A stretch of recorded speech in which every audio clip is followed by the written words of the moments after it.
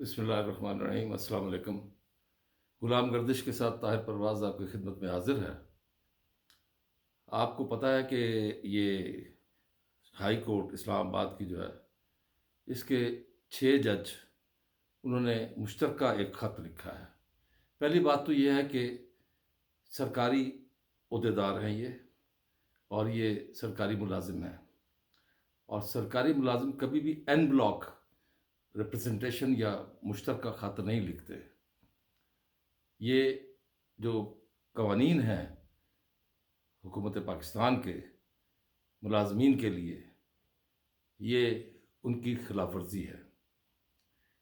اگر سرکاری ملازمین مشترکہ طور پر کسی بھی محکمے کے اگر مشترکہ طور پر این بلاک اگر وہ اکٹھے ہو کر کوئی ریپرزنٹیشن یا خط لکھتے ہیں تو اسے خلاف قانون قرار دیا جاتا ہے۔ آج سپریم کورٹ میں ایک 7 رکنی بینچ چیف جسٹس قاضی فائز عیسیٰ کی سربراہی میں اس معاملے پر بات کرے گا، کیونکہ یہ خط جو ہے، یہ اس میں ایک شکایت جو ہے مشترکہ یہ کی گئی ہے کہ ہم پر دباؤ ہے، جبکہ ان کا حلف یہ کہتا ہے کہ ہم بلا خوف و خطر، بلا رغبت، بلا ہر کسی دباؤ سے ہٹ کر ہم فیصلے کریں گے۔ یہ حلف لیا جاتا ہے، تو یہ دباؤ میں آ گئے، اس کا مطلب ہے کہ یہ دباؤ میں آنے کے بعد انہوں نے شکایت کی۔ اب دباؤ کس کا ہے وہ بات آگے چل کر کرتے ہیں۔ یہ جو ہائی کورٹ کے ججز ہیں، یہ بہت سے مراحل طے کر کے اور ہائی کورٹ کے جج بنتے ہیں، اور بعض کو مراحل نہیں طے کرنے پڑتے، ان کے ویسے ہی ان کو بنا دیا جاتا ہے۔ اس کا طریقہ کار پاکستان کی تاریخ میں بہت دفعہ دہرایا جا چکا ہے، مجھے دہرانے کی ضرورت نہیں ہے، اور آپ بھی جانتے ہیں۔ لیکن یہ خط انہوں نے جو لکھا ہے، اس میں انہوں نے بہت سے الزامات لگائے ہیں، اور بظاہر ابھی تک تو یہی سامنے آ رہا ہے کہ خفیہ ایجنسیوں پر یہ الزام تراشی ہو رہی ہے۔ الزام ہے نا، میرا ایک شعر ہے کہ الزام لگایا ہے ثابت تمہیں کرنا ہے، اب فیصلہ تم کر لو جینا ہے کہ مرنا ہے۔ الزام لگایا ہے ثابت تمہیں کرنا ہے، اب فیصلہ تم کر لو جینا ہے کہ مرنا ہے۔ اگلی بات کرنے سے پہلے یہ ضرور کہوں گا کہ بہت شکریہ، آپ نے سبسکرائب کیا، جو کر چکے ہیں وہ آپ دوبارہ سبسکرائب نہ کریں۔ ہاں، جنہوں نے نہیں کیا ان سے گزارش ہے، التماس ہے، درخواست ہے کہ وہ سبسکرائب کر دیں، اور وہی بیل آئیکن ایک دفعہ دبا دیں، اور یہ پورا سننے کے بعد اپنی رائے دیجیے گا، اور اگر پسند آئے تو لائک اور دوستوں کو شیئر ضرور کیجیے گا۔ تو بات یہ ہو رہی تھی کہ ان کو یہ حلف لیا جاتا ہے ان سے کہ یہ کسی دباؤ کے بغیر کریں گے، جو بھی فیصلہ کریں گے، ہونا بھی ایسے چاہیے۔ اگر عدلیہ دباؤ میں آ گئی تو فیصلے کیسے ہوں گے؟ لیکن پاکستان کی تاریخ ایسی ہے کہ اس میں عدلیہ ہمیشہ دباؤ میں رہی ہے، اور نزدیک ترین اگر آپ دیکھیں، جو ہمارے پاس کھوسا صاحب تھے یا ثاقب نثار صاحب تھے چیف جسٹس، وہ کیسے فیصلے کرتے تھے؟ یعنی کہ بلیک لا ڈکشنری یہاں تک استعمال ہوئی، پاکستان کا آئین موجود ہوتے ہوئے، پاکستان کے قوانین موجود ہوتے ہوئے بلیک لا ڈکشنری کا استعمال کیا گیا۔ اس کے علاوہ اور بھی بہت سے ایسے، میں حیران ہوتا ہوں کہ پاکستان کا اپنا آئین ہے، پاکستان کا اپنا قانون ہے، لیکن جب ہمارے ہاں بات آتی ہے تو جورسپروڈنس کے نام پہ امریکہ کا حوالہ دیا جاتا ہے، برطانیہ کا حوالہ دیا جاتا ہے، انڈیا کا حوالہ دیا جاتا ہے کہ وہاں یہ ہوا تھا۔ بھئی وہاں کے حالات مختلف ہیں، ہمارے حالات مختلف ہیں، ہمیں اپنے قوانین کے تحت فیصلہ کرنا چاہیے، ہمیں ان کے حوالے نہیں دینے چاہیے۔ ہم کیوں ان کے حوالے دیں؟ کہ چونکہ ان کا اس حوالے سے اس قسم کے کیس میں یہ ہوا تھا، لہٰذا ہمیں یہ کرنا چاہیے۔ یہ بالکل نہیں کرنا چاہیے۔ اس کا مطلب ہے ہم انڈرمائن کر رہے ہیں اپنے قوانین کو، تو اپنے قوانین کو انڈرمائن نہیں کرنا چاہیے۔ یہی وجہ ہے کہ جب بھی کوئی ایسی بات آتی ہے تو اس کا مطلب ہے آئین تو پھر بالکل بے اثر ہوا، ہمارے قوانین بالکل بے اثر ہے کہ ہم نے باہر کے قوانین کا سہارا لے کر فیصلے کرنے ہیں۔ تو بات ہو رہی تھی دباؤ کی۔ اب دباؤ کے حوالے سے یہ دیکھیں کہ یہ جو 6 جج صاحبان ہیں، ان کو یہ محسوس ہوا کہ ان کے ساتھ یہ زیادتی ہو رہی ہے، ان پر دباؤ ڈالا جا رہا ہے۔ اس وقت آپ کو پتہ ہے سب سے زیادہ کیسز جو ہے تحریک انصاف اور اس کے بانی عمران خان صاحب کے جو ہے وہ ان عدالتوں میں ہیں، اور ان عدالتوں کی یہ جج جو ہے، ان کے پاس جو ایک رپورٹ آئی ہے، اس رپورٹ کے مطابق جن کیسز میں ریلیف دیا ہے اور جن کو مسترد کیا ہے اور جو پینڈنگ ہے، اس کی ریشو کیا ہے، اس سے آپ اندازہ لگا لیں۔ ہر ایک جج جو ہے نا ان میں سے، وہ کوئی تقریباً 60% کیسز میں وہ ان کو ریلیف دے چکے ہیں، اور 2% انہوں نے جو کیسز ہیں وہ ان کی پٹیشنز تحریک انصاف کی مسترد کی ہیں، اور باقی جو رہ جاتے ہیں 30-38% کے قریب، وہ جو ہے پینڈنگ رکھے ہوئے ہیں۔ اب یہ پینڈنگ رکھنا تو سمجھ نہیں آتی مجھے کہ کوئی بھی کیس پینڈنگ رکھا جائے، عدالت سے کوئی بندہ پوچھے، کیونکہ یہ چیف جسٹس قاضی فائز عیسیٰ نے آتے کہا تھا کہ کوئی کیس اس طرح لٹکایا نہیں جائے گا، جبکہ سرکاری ملازمین جو وفاقی ہیں یا سندھ کے ہیں یا پنجاب کے ہیں، ان کا یہ گروپ انشورنس کا کیس، گروپ انشورنس کی رقم کی ادائیگی کا کیس، وہ سالہ سال سے پینڈنگ ہے، اور وہ بھی ایک ایسے جج کی پاس ہے جو سینئر جج ہیں، جسٹس محسن اختر کیانی، جن کا اس خط میں ان کا بھی حوالہ ہے، ان کے بھی دستخط شامل ہے۔ تو میں بات کر رہا تھا کہ یہ اگر پینڈنگ رکھنے تھے کیس، تو ان کا بھی فیصلہ کریں، اور یا مسترد کریں یا ریلیف دیں، جو قانون کہتا ہے۔ لیکن یہ ایسا کیوں ہو رہا ہے؟ آپ دیکھیں کہ 14 سال کی قید جو ہے بامشقت عمران خان اور بشرا بی بی کی، وہ معطل ہو گئی۔ اچھی بات ہے، ظاہر ہے کہ اس میں کوئی وجہ ہوگی جو عدالت نے، اور کس نے کی؟ چیف جسٹس اسلام آباد ہائی کورٹ عمر فاروق نے، کیونکہ ان پر یہ باقاعدہ الزام آ رہا تھا کہ یہ چیف جسٹس جو ہے، یہ ہمیں قبول نہیں ہے، یہ پی ٹی آئی کے اور عمران خان کے خلاف فیصلے دیتے ہیں۔ تو انہوں نے کتنا بڑا فیصلہ دے دیا، تو اس کا مطلب ہے یہ فیصلہ انہوں نے دباؤ میں آ کر دیا ہے۔ میں نہیں جانتا، آپ کو پتا ہوگا، لیکن فیصلہ دیا، اچھی بات ہے، ہمیں فیصلے کو قبول کرنا چاہیے۔ فیصلہ آ گیا، اچھی بات ہے۔ اور اب یہ ایک دم یہ جو دباؤ کی بات ہو رہی ہے، تو یہ دباؤ کس کا ہے؟ اس ایک دیکھ کے دانے سے آپ بات سمجھ لیں۔ یہ کیا یہ دباؤ، جو میں نے ریشو آپ کو بتایا کیسز کا، کہ 60% جو ہے وہ تو اس میں ریلیف مل گیا، 2% جو ہے وہ انہوں نے مسترد کر دی پٹیشنز، اور 38% جو پینڈنگ پڑے ہوئے ہیں۔ تو 50% سے زیادہ تو کیسز میں ریلیف مل چکا ہے۔ تو یہ دباؤ کس کا ہے؟ جن کا دباؤ ہے، کیا وہ یہ کہہ رہے ہیں کہ ان کے کیسز میں ان کے حق میں فیصلے کریں؟ نہیں۔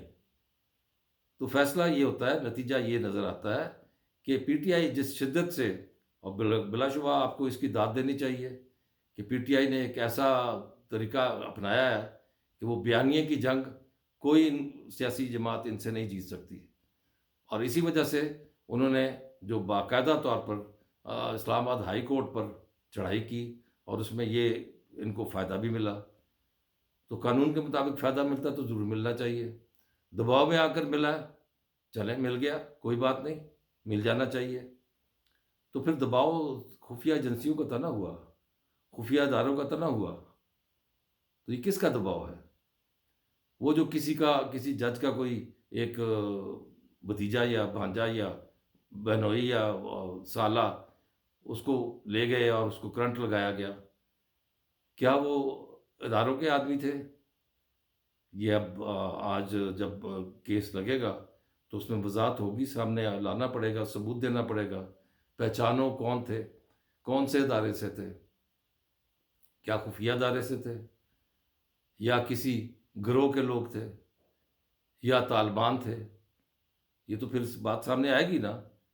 تو اب ججوں کو کٹہرے میں آنا پڑے گا، کیونکہ وہ جو انکوائری کمیشن تھا وہ تو ختم ہو گیا، اور اب سارے اس کی تعریف کر رہے ہیں کہ چلیں جی 7 رکنی بینچ بات کرے گا، جبکہ مطالبہ یہ تھا تحریک انصاف کا کہ یہ 7 رکنی نہیں بلکہ فل بینچ ہونا چاہیے۔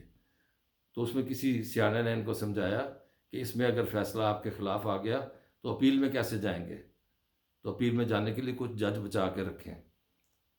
تو اب یہ اس چیز کو سمجھ گئے ہیں. اب یہ آج جو صورتحال ہوگی آپ بھی دیکھیں گے، میں بھی دیکھوں گا. لیکن اس دوران لفافے کی باز گشت شروع ہو گئی ہے. لفافہ جو ہے نا، اس کا الزام صحافیوں پر بہت آتا ہے کہ صحافی لفافہ لیتے ہیں اور بیٹھ کے ایک کے حق میں اور دوسرے کے خلاف، دوسرے کے خلاف اور ایک کے حق میں وہ باتیں کرتے ہیں. بڑے بڑے جید صحافی جو ہیں ان پر یہ الزام آتا ہے. لیکن یہ ججوں کو کون سا لفافہ مل گیا؟ ججوں کو جو لفافہ ملا ہے، آپ حیران ہوں گے. باہر دنیا میں تو ایسے ہوتا ہے، اب پاکستان میں بھی ہو رہا ہے. اور پاکستان میں جو ہو رہا ہے وہ اس لفافے میں کچھ ایسا مواد ہے جو نقصان دہ ہے، ایسا پاؤڈر ہے. اور یہ 6 نہیں 8 ججوں کو لفافے دیے گئے ہیں.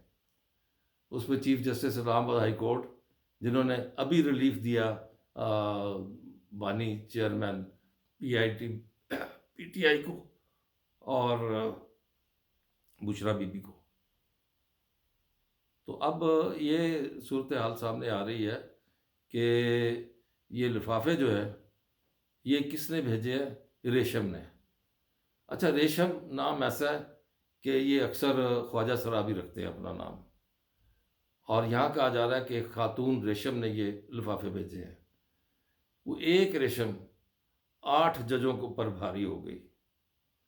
یا یہ تو خواجہ سرائی یہ کام کر سکتا ہے، اور جو اس کے خط کے باہر جو چیز تفصیل لکھی ہوئی ہے، نام محترم جناب چیف جسٹس فلاں فلاں فلاں، نیچے باقاعدہ 5G، یعنی کہ وہ بلاک جس میں یہ اسلام آباد ہائی کورٹ موجود ہے، پورا پتہ اردو میں لکھا ہوا ہے.